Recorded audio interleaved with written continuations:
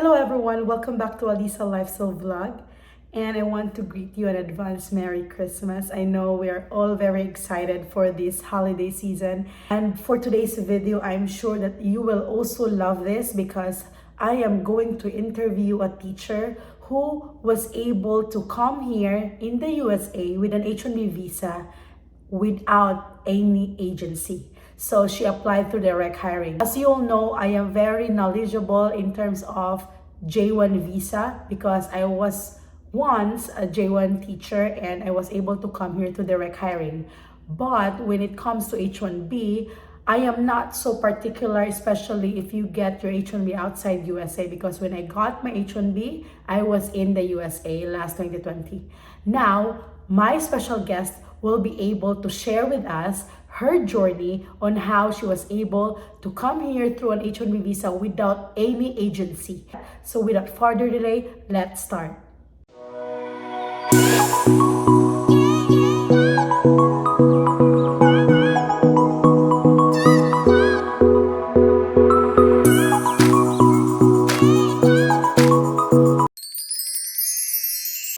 Hello, everyone.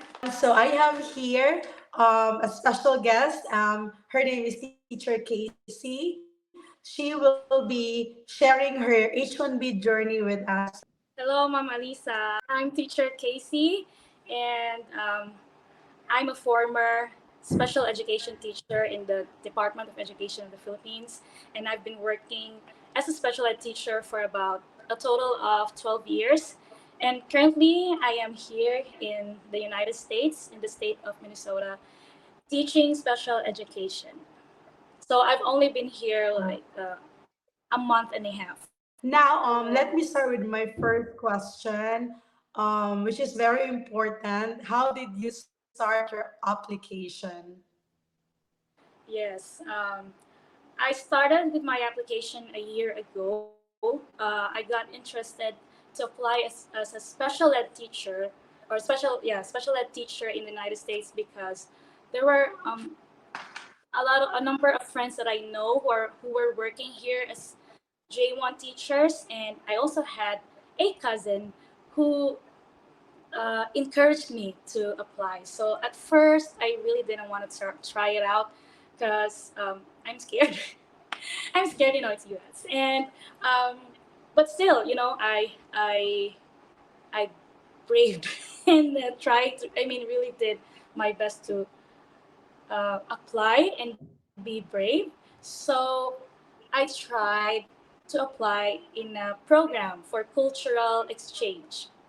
So there were two companies that I applied, and I went through the process. And to cut the long story short, I was shortlisted uh, on the two programs. So, but along with that, I was really searching what cultural exchange is, and there was this. I stumbled upon a video, your video, Lisa, your Alisa lifestyle vlog, talking about J1 uh, and it went to H1B work visa. So as my husband and I were searching about it, we were curious. Really, oh, though, so it's possible. But then we realized that, it's impossible because only like the J1 teachers who've already been working here for years will only be the ones who have this opportunity to get the work visa. Because me, I mean, it's far fetched to for me to get a work visa here because in the first place I'm not a J1 teacher. I didn't have the license. I didn't have master's degree, and I only had my experience, my credentials. So I didn't know where to start, and so I was like, oh, I think the cultural exchange really went well. And my application there, and I was just waiting for months. So while waiting for months, like I mentioned, I got really curious about the work visa, and I also uh, I think a sister-in-law of mine encouraged me to look into H1B and to watch or to learn it from videos and Attorney Caracal, and I also learned it from you. So I tried, and then just I tried my luck. I submitted applications to schools. I searched online. Like I googled it literally. Like I searched uh, schools who sponsor H1b visa, and you will see the list, like the very long list. And like honestly, I had sleepless nights, and I did not even like I was just choosing, oh, which one I think I would like to be in this state. And I tried their school districts, and I even tried Arizona. So I was really thinking Yeah. whether H1B or J1. I mean, I didn't mind at all. I mean, Yes. all I wanted was to be here. So I never thought of that. But lo and behold, around November, late November, I was interviewed. That was not my first interview because I've had like around 10 interviews prior to that. Unfortunately, those employers were not capable to sponsor me. They wanted to hire me, but they were not capable. So okay, that's so sad. So this employer, around November, interviewed me, and quite honestly, there's a funny story about this because I declined. I got really exhausted. I got burnt out, and at first, their schedule, the first schedule that I had with them, I declined, that, and then I realized early in the morning that what I did was wrong. So I emailed them back, and I apologized. Like, can I have a second chance? Can I? And they were so very welcoming. Like, yeah, sure. I Oh mean, my God. like they were so interested. They were really so interested, and when I had the interview, that went really successful. And I waited like November, yeah, late December. I received an email. It was, it was a wonderful surprise Christmas gift for Wow. me and my husband. I received an offer, and I was so surprised to see the letter stating that they will sponsor me in H1B. And I didn't have the license. I don't know. I didn't know where to start. Where to So start? still, yeah, that was really, I would really claim it. That was really a miracle.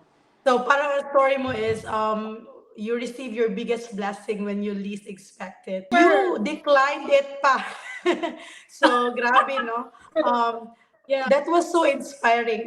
That will really just tell our viewers now that sometimes failures will come first before before success, and that's okay, and do not give up right away. If you will encounter decline, that doesn't mean that your journey ends there. Sometimes that's just a test if you're really determined to really get this dream of yours, which is to come here in the USA. Good thing about H1B, you will be able to get a green card, permanent residency, later on. Thank you so much for sharing the first stage of your application. It did not happen overnight, right? So you No. started applying as a J1, then since sometimes it takes so long because you applied through a placement agencies, and that's the hard thing because you need to wait for them to place you in a school. So you start applying in schools through searching in Google, right? So, and that's the best way to apply. Find the school district website. Now you already have your job offer. What happened next? Like in H1B, as you all know, you cannot start the H1B visa process without a teaching license. Was that the most challenging part of doing the H1B application, getting the license? Yes, ma'am. I would really agree that that was really the hindrance for my application because I didn't have teaching license, so which I understand. I mean, I was aware that getting a teaching license was you needed. I mean, you need to take a licensure exam, which I didn't do. So, but they gave me an offer, and I was just so blessed that they have this probationary license, and Yeah. when it's just good for the academic year. So when when they wanted to start the application right away, it took me a while to get my teaching license because that was my first time and I didn't have an exam. I didn't know what to do, so I had to ask a lot of questions and to reach out to the licensure board, and it took me more than a month to get my teaching. Like, I mean, around 2 months, I guess, or to get my teaching license, but which actually was probationary. And my contract is in the offer. I was supposed to start on April, which was impossible because of the process that we had to undergo, like Polo and the POA OEC. And after that, I was excited, and then turned out to be sad story because I they didn't pursue the visa petition because I couldn't get there even the time. In time. I mean, yeah, because of the very late processing, and I got my license very late.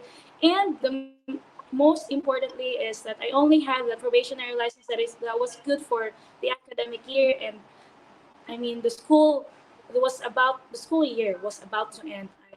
I wasn't there yet, so they had to rehire me. Yeah, again. So basically, you got an offer December 28th, and you're supposed to start your visa process around January, right? And in order for you to start your H1B process, you need to have the requirements. And yung ibang requirements, I think okay lang yun kasi yung mga credential evaluation, di ba? Yung mga those kind of things. But the most challenging one was the teaching license, and you were not able to get it in time. Yeah. So, ang nangyari is, instead of coming here in the USA for the second semester, hindi ka natuloy. Oh, Yeah. that's another story, 'di ba? Sometimes ang That was blessing nandito na sa kamay mo, but oh my yeah. gosh, you need to wait for another school year, which is 2022-2023. Am I right? Yeah. Yes. That was really Okay. heartbreaking.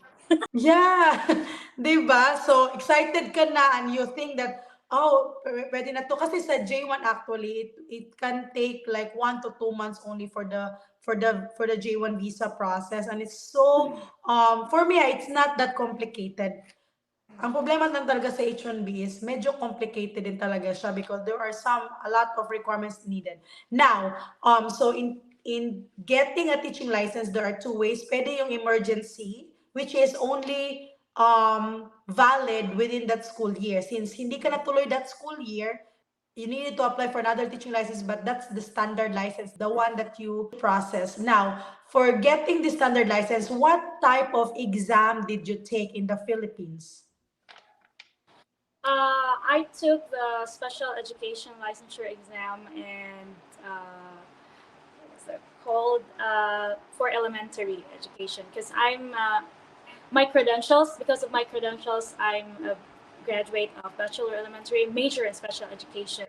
So I had to take these two. I actually took 4 exams, licensure exam for that. Yeah. Is it No, ma'am. process?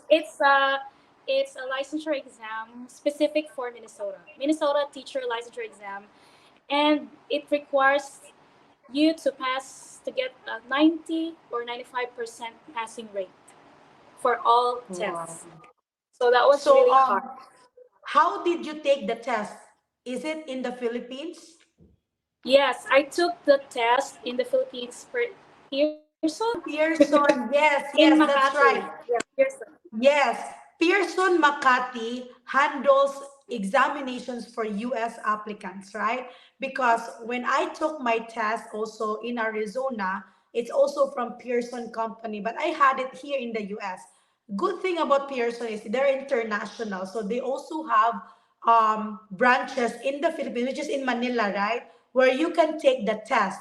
And I think it's not only Minnesota. I think even test in Arizona, you can also take it there in Pearson, Manila, or whatever state. So if you are an H1B visa applicant and you don't know where to take this test to be able to get a teaching license in the US, you need to go to Pearson, Manila. Is that right?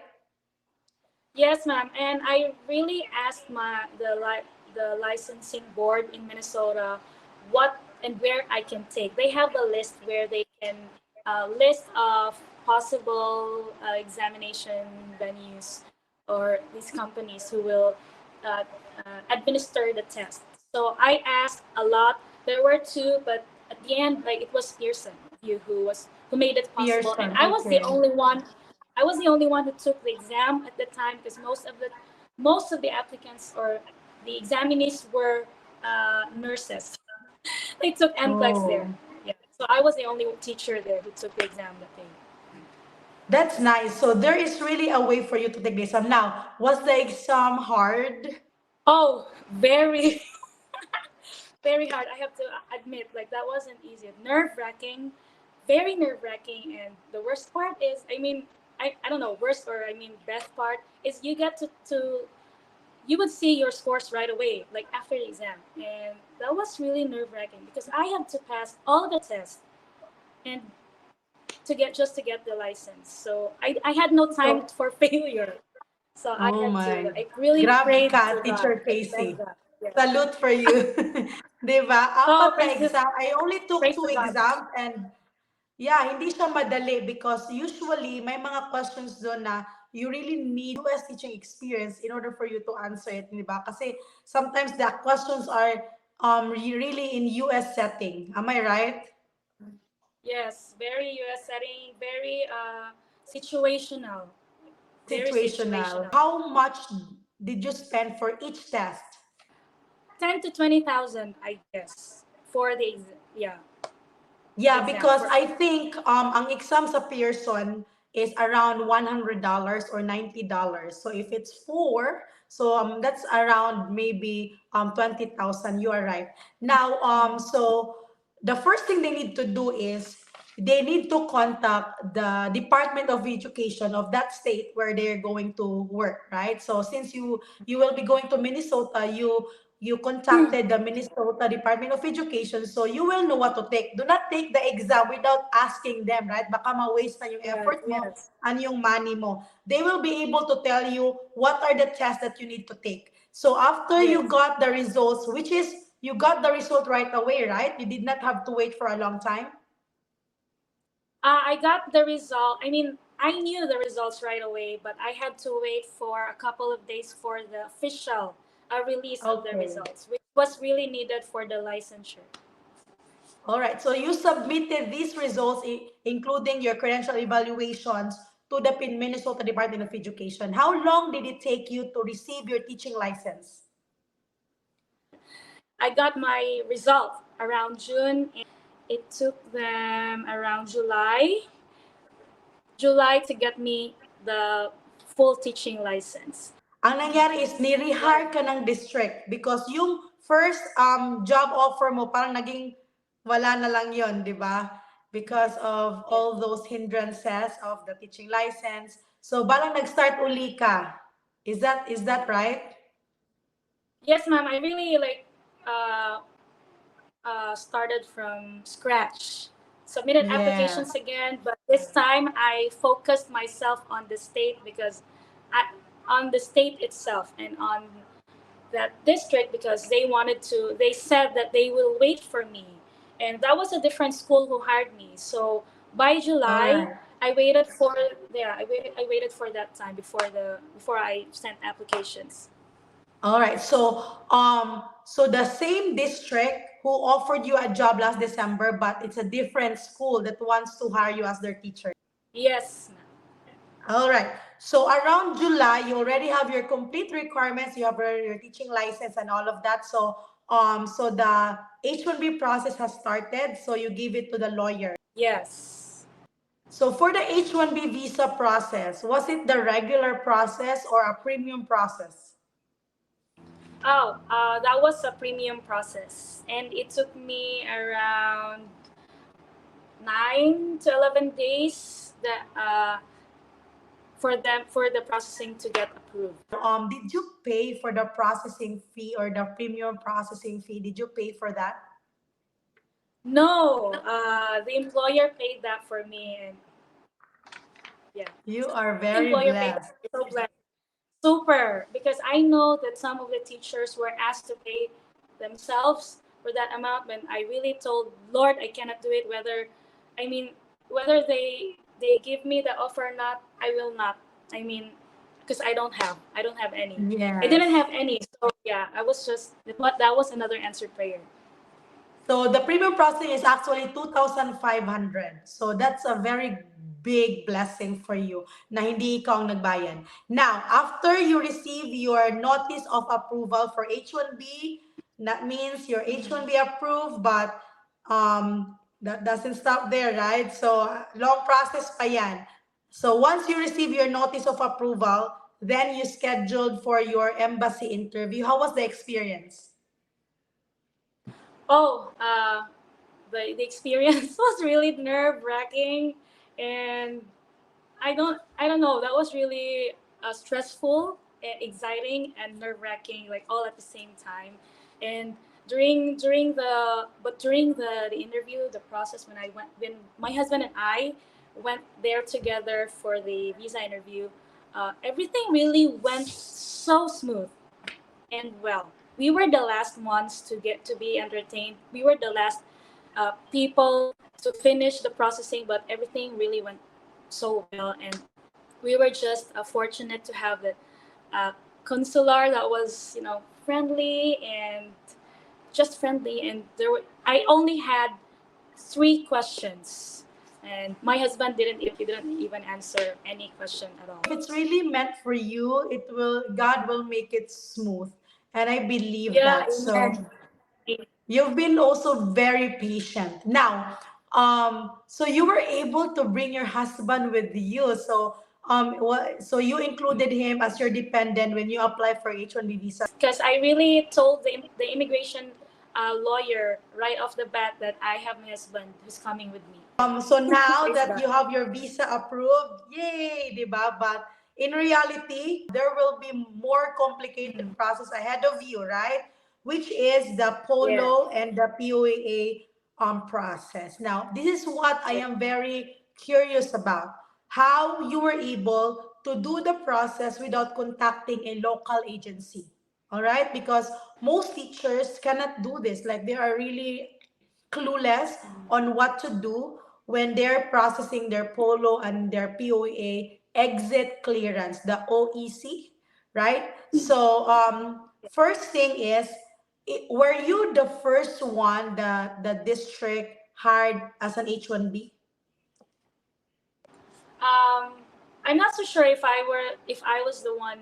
I mean, the only H1B Yeah. applicant before. I think not, but I'm very sure that I'm the only Filipino because they didn't Oh, know okay. about Polo and POEA, That's and they had that's to ask good because us. they have like a rule that if the school district already hired 5 teachers from the Philippines through direct hiring, they will not allow the district to hire you without a local agency. So I think the Yes, answer yes. is yes. So you're the first Filipina. That's why you were able to do it without a local agency. Now, what are the first thing that you need to do? So you have your visa approval, right? What is the very first thing, if you can still remember? Because the first thing is your polo documents, right? What are the things that you need to submit? Well, honestly, I really didn't have any idea before. So I really searched for, I Googled in the internet. My husband and I Googled and made research about Polo, the process of Polo and PUA. And we had to list down all the requirements. And I talked to the employer about the processes. Like, I already have this visa and it doesn't stop there. I told them, in order for me to get there, you have to undergo through this process the verification of contracts by Polo, and I have to get my overseas employment certificate to officially give me an exit clearance to be able to come to US. So I talked to we made research, we listed down the requirements and talked to the employer. It's very important. So that's what we did, and in um, they made they were very cooperative about it. So they made their own research. They reached out to Polo, Washington, yeah, Washington D.C., and about the requirements, and they had conversation, and everything just went really smoothly. I mean, it only took them 11 days for the approval. I was well aware that Polo, uh, for most of the teachers before, Polo would take about minimum of a month, and Yes. it took me only like 11 days. and that was really yeah, amazing. All right. I think the secret is the cooperation of your school district, Mm. right? So Yeah. and them reaching out to Polo is really, I think, made a big impact because if once because of that they were able to really clearly know what are the expectations from them, what are the things that they need to to submit. So after you have your Polo document submitted, what is the next step? So when the submission of Polo were sent to the Polo by the HR and the immigration lawyer, we just had to wait for days, weeks, and that's what, yeah, I like I mentioned, took only 11 days. But before that, like while we were waiting, or while I was waiting, uh, I asked a lot of teachers who underwent the same thing, like uh, direct hiring, and teachers that I knew, uh, for an advice what to do about the how to start the POEA process. So they told me, and I learned that I just had to start uploading and submit documents in the POEA online system. And I knew that there were requirements there that were needed, uh, that should be from the Polo verified documents. But what I did was, I was advised by my fellow teacher, that I just have to, whatever documents that I had, I uploaded. Like I scanned and uploaded and on their system, and the documents that were required by Polo, I mean from Polo, I will just have to write a note and say that Polo is on process. So that's what I did, and that was on Oh. phase one. And after the phase one, I was assigned like 2 to 3 days after. I was assigned by I was assigned to a POEA evaluator, and the evaluator emailed me for the next steps. All right. Okay. So, how long did it take you to complete the POA or the OEC process? Well, after the phase one, took me about 1 week, and I had to have medical examinations, and I had to wait for the polo documents. And when I had all the complete documents, I uploaded it in the phase one, so that I could move on to the phase two. And when I was on phase two, I just went through the process, like all these documents that they needed, like the medical examination. I forgot some of it. The OWA, from OWA, we needed that. Um, that's also a very important document needed for the OEC. And like overall, generally it took me 2 weeks to to get my Wow. OEC. It All wasn't right. easy, So, honestly. It wasn't easy because of the documents that I needed my employer to sign, and some of the documents were, I mean, they didn't understand why they had to comply with it. They didn't understand, but with thorough explanation, just the a proper conversation with the employer would really help a lot, help them understand why why we have to undergo this process, and then eventually they will sign. They signed the compliance letter. I'm talking about the compliance letter before I got the OEC. here's the detailed requirements for the direct hiring application process for POEA.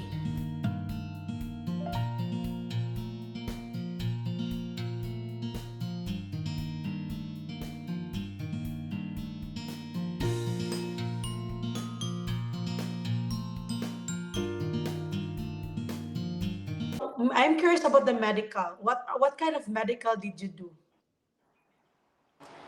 I think I only had that. Unlike the agencies that I know, they had to undergo a lot of medical examinations, but I only took the general one that is DOH accredited, and that's all. DOH accredited, and the HIV and the one for tuberculosis. Am I right? I Yes. forgot. Yes, they have a list. For as So, long as it is DOH accredited. all right. Did you go to a specific doctor or hospital to get it done? Yes, there is a DOH accredited clinics Mm-hmm. in where I live in my city. Yeah, you can't go to any. You can't go to just any Okay. clinic or hospital. You have to. It has to be DOH accredited. All right. That's good to know. So did you spend money while doing your polo or your POA OEC process? Did you spend some money? Yes, a little bit. Like I only spent around 5,000 for the for the OWA, and my medical is only around 3,000, so less than 10,000. That's nice. So once you have your OEC, is that the final step and you can already book your ticket to the US? Yes, that is the final step. Uh, uh, in my case, the employer I already had. I mean, the employer booked me a flight. Uh, since the airline, I mean, it's part of the contract that they will sponsor my flight ticket here, and so I had to book my ticket, and it was just I booked my our flight was just 2 days before I got my OEC. So you are telling me they also sponsor your plane ticket? Wow, you are lucky. No, I will tell you, not all employers will do that. Okay, so that Yeah, employer, you should cherish them because they I'm are so really blessed. amazing. Okay, so Yep. there are really schools who will really do that for applicants, especially if they see potentials from you that you can be a good asset in their school. So how's your life now, Teacher Casey? How's your first experience when you arrived in the USA? What was your first impression in the US schools? Yeah, my husband and I, when we went here, it was late October, and we were so blessed because the one we didn't know anyone here, quite honestly. No, like nobody. We didn't know anybody here. So my employer, my school principal had to, and her husband had to pick us up from the airport, and then they helped us go to our apartment, and uh, the best thing about it was like they were so generous that they furnished our apartment. Like from TV, Wow. couch, the bed, the shelves, food. I mean, I don't know. I was speechless and was just so grateful for this opportunity to be here. And when we got here, it was really uh, fantastic and amazing to be here. That we could. It was surreal. It felt surreal that we already got here after all the things that we had. You know, we went through the application, the processing, and all of it. Like it's really God's grace that we got here, and it's the miracle of God. It's a miracle of God that we got here, how we got here, and actually here in our state, Minnesota, it's we went here at fall, and so we got to experience the beauty of the fall, and we were just blessed Yes. because days after it was winter. And so cold, and now it's really getting cold. And speaking of schools, my school, my my co-workers, my cohorts are very uh, they were very welcoming my first week here, and very helpful. They were very generous, thoughtful. I'm just so blessed to have them. We have great support, and but to tell you honestly, this our challenge, I mean our stay here, especially me as a teacher here, was not easy. uh, I had to do a lot of adjustments, especially the culture shock, and you had to the demands of the parents, and I had to start. I did not start on the first month or in the first day of school, so it was really tough to put them all together in the classroom structure, into the right routines, to getting to know them, my students and their families. It's really tough and still ongoing, struggles every day, but I feel blessed and happy that God took me where I should be. And I think it's a blessing, it's not a coincidence that I'm here, because I believe I have a mission here. So God took me here, and my husband.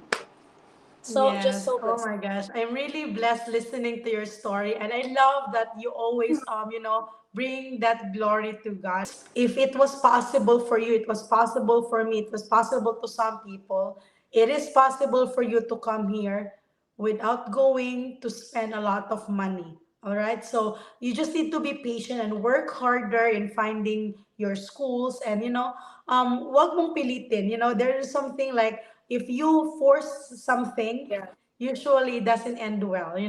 But yeah, anyway, I hope that our audience got an idea on how to process their H1B as well, to direct hiring without any help from any agency. So once again, thank you so much, Teacher Casey. And thank you so much for watching this video. Please don't forget to subscribe to my YouTube channel. And Teacher Casey, do you have like a YouTube channel that you mentioned? yeah. I have a YouTube channel. It's called Kiddie Nation. It's a children's channel, kids channel. Music for kids. I just want to say this. Thank you so much, Ma'am Alisa, for this opportunity to share it to teachers. I've been meaning to share this to a lot of people, because I know that a lot of teachers aspire to come here, and they need help. You can't do it on your own. Like, you always need someone to help you, and thank you for this opportunity. It's very humbling, and I always admire you, for helping a lot of teachers too, and um, we hope to pay it forward. And Yeah. thank you so much. Thank you so much. God bless. God bless. Bye. Bye. Don't forget to follow my Facebook page, Alisa Lifestyle Vlog, and join Filipino Teachers Unite in USA Facebook group. And visit my YouTube channel for more informative videos on how to apply as a teacher here in the USA. Thank you, everyone.